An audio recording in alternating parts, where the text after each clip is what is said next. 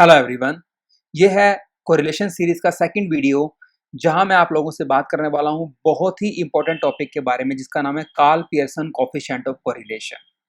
जितने भी statistical softwares हैं, अगर आप उन सॉफ्टवेयर की हेल्प से कोरिलेशन निकालोगे तो वो कार्ल पियर्सन कोरिलेशन ही कैलकुलेट करके आपको देगा। बट सॉफ्टवेयर के अंदर एल्गोरिथम गिवन होते हैं, आपने एक बटन प्रेस करना होता है और कोरिलेशन कैलकुलेट होकर आ जाता है। लेकिन हमें ये भी समझना जरूरी है कि मैन्युअली आप कैसे कार्ल पियर्सन के कॉन्सेप्ट को अप्लाई कर सकते हो।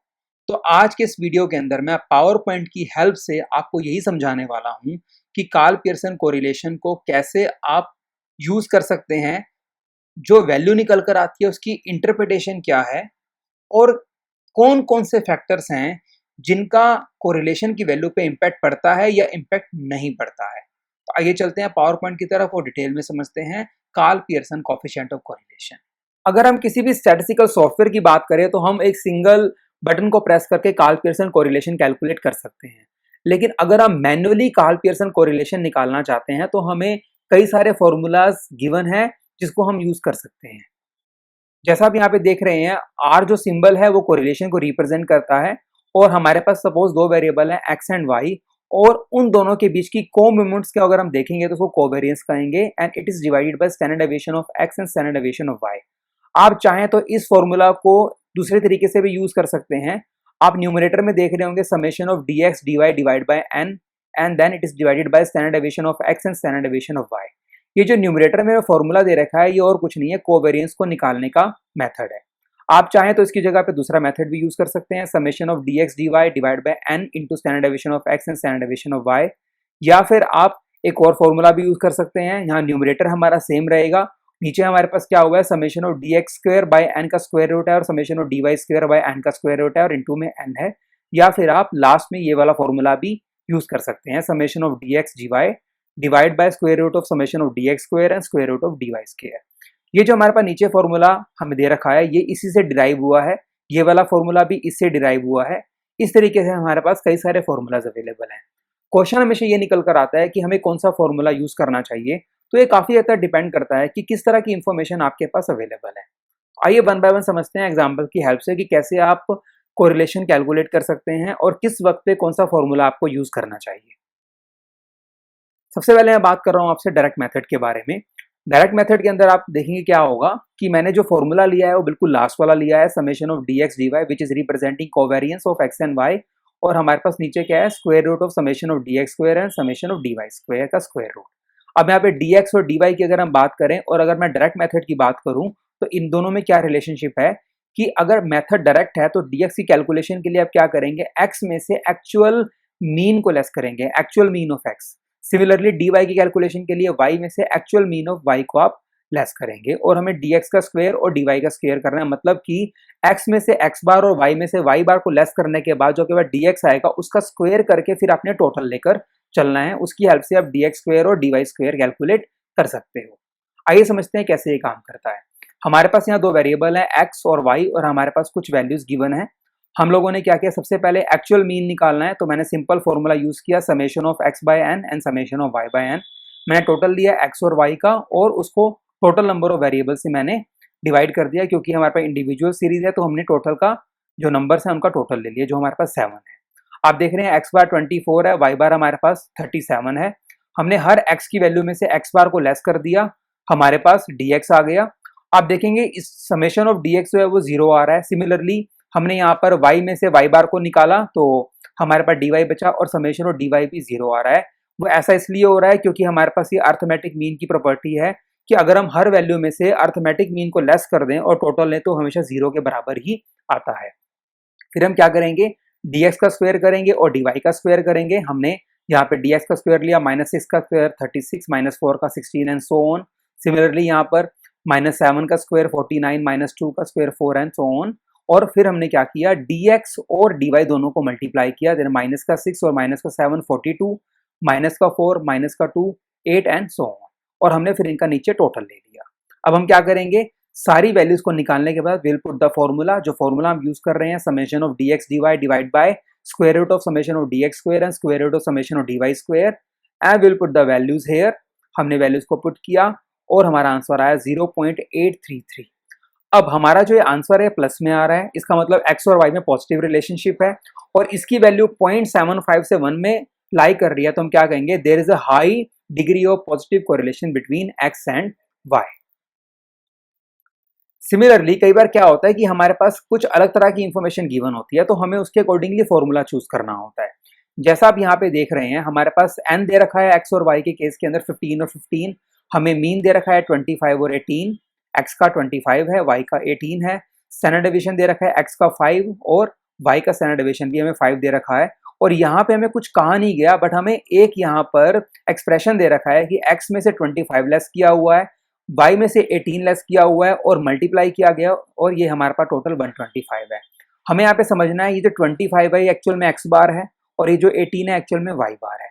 और एक्स में से अगर एक्स बार को लेस करें और वाई में से वाई बार को लेस करें तो वो dx और dy बन जाता है, और दोनों को मल्टीप्लाई करें तो क्या बन जाता है, dx dy। तो इसका मतलब हमें समेशन ऑफ dx और dy दे रखा है। अब क्वेश्चन निकल कर आता है कि इन सब में से कौन सा फॉर्मूला हम यूज करें, तो डिपेंड करता है कि कैसी इंफॉर्मेशन गिवन है। अब हमारे पास समेशन ऑफ dx dy दे रखा है, हमें n दे रखा है, हमें स्टैंडर्ड डेविएशन दे रखा है। तो अगर हम ये वाली इंफॉर्मेशन को लेकर चलें तो हम देखेंगे कौन से फॉर्मूला में हम इस इंफॉर्मेशन को यूटिलाइज कर सकते हैं।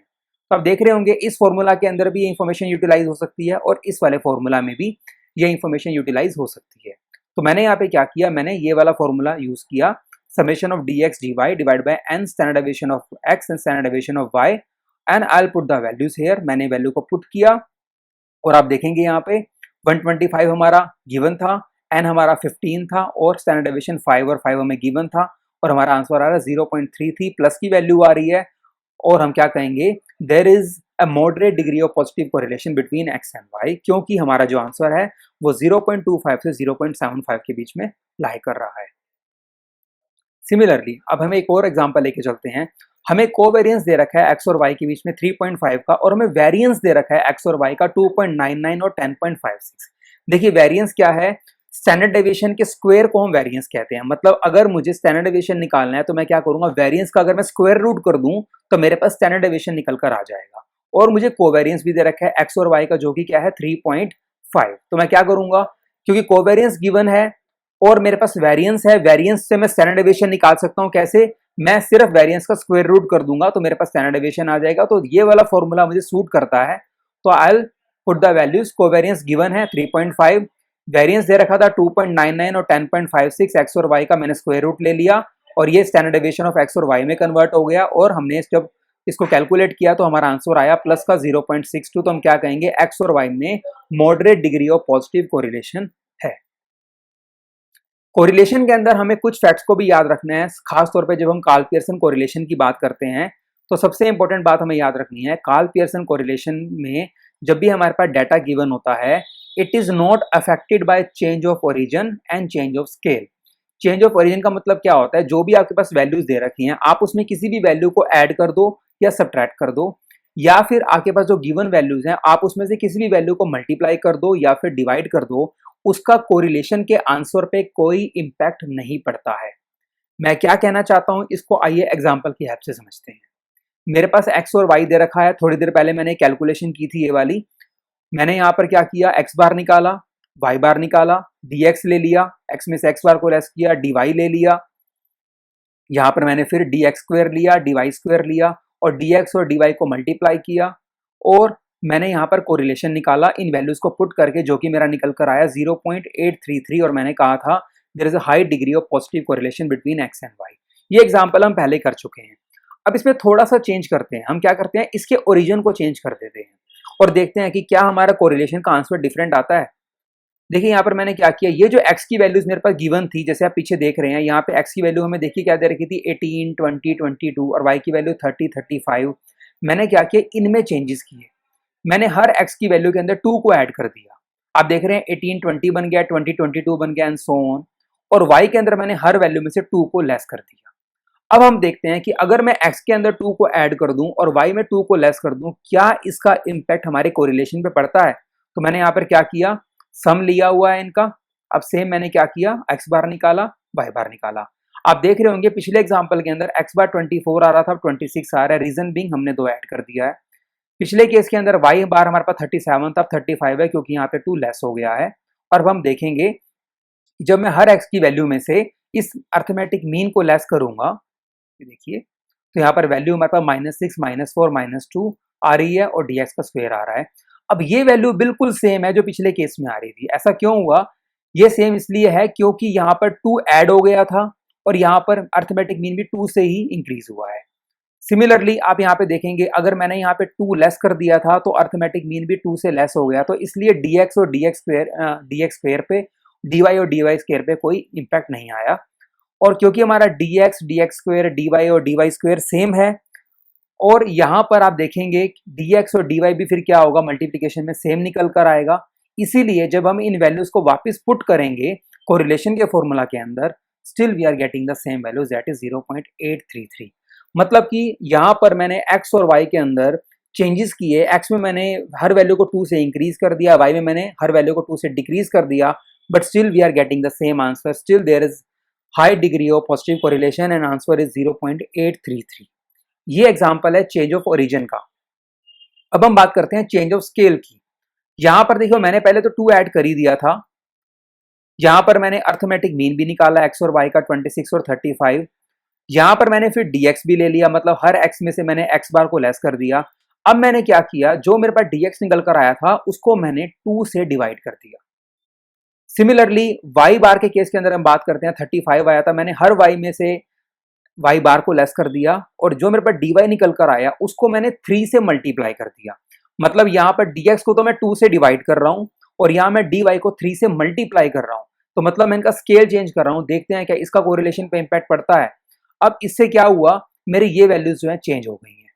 dx चेंज हो गया क्योंकि मैंने इसको 2 से डिवाइड किया, dy चेंज हो गया क्योंकि मैंने इसको 3 से मल्टीप्लाई कर दिया, और मैंने फिर dx स्क्वायर, dy हमारे पास है, dy स्क्वायर निकाला, और फिर dx को मैंने dy से मल्टीप्लाई किया। जैसे आप देख रहे हैं, -3 को -21 से किया तो 63 आ गया, -2 को -6 से किया तो 12 आ गया, एंड सो ऑन। और मैंने फिर नीचे इनका टोटल ले लिया, और अब हम इस जो वैल्यूज हैं इनको पुट करेंगे फॉर्मूलाज में। ये पुट किया मैंने और देखते हैं हमारा आंसर क्या आ रहा है, that is still 0.833। So high degree of positive correlation आप देख रहे हैं फ्रॉम द वेरी बिगिनिंग। पहले भी 0.833 था, जब मैंने ओरिजिन चेंज किया, मतलब मैंने जब हर वैल्यू में 2 ऐड किया x के अंदर और y में से 2 लेस किया तो भी सेम आंसर आया। और फिर मैंने दूसरे केस में क्या किया, dx में से 2 को डिवाइड कर दिया और यहाँ dy में 3 से मल्टीप्लाई कर दिया, मतलब चेंज ऑफ स्केल यूज किया, तो भी हमारा आंसर क्या आ रहा है, सेम आ रहा है। तो यही मैं आपको बताना चाहता था, कार्ल पियर्सन कोरिलेशन के केस के अंदर कभी भी ओरिजिन को चेंज करने से या स्केल को चेंज करने से कोरिलेशन पे कोई इंपैक्ट नहीं आता, आंसर हमेशा सेम रहता है। So that was all about Karl Pearson coefficient of correlation. इसी कोरिलेशन सीरीज के 3rd वीडियो के अंदर मैं आपको बताने वाला हूं कि कैसे आप इसी कार्ल पियर्सन कोरिलेशन को शॉर्टकट मेथड से भी कैलकुलेट कर सकते हैं। शॉर्टकट मेथड से कोरिलेशन कैलकुलेट करने का सबसे बड़ा बेनिफिट ये रहता है कि हमारी जो कैलकुलेशन है वो थोड़ी सी आसान हो जाती है और गलती होने के चांसेस कम हो जाते हैं। आई होप आपको ये वीडियो अच्छा लगा होगा, तो इसको लाइक एंड शेयर करना ना भूलिएगा। और अगर आपने मेरा चैनल सब्सक्राइब नहीं किया है तो please do subscribe my YouTube channel. Thank you so much for watching this video.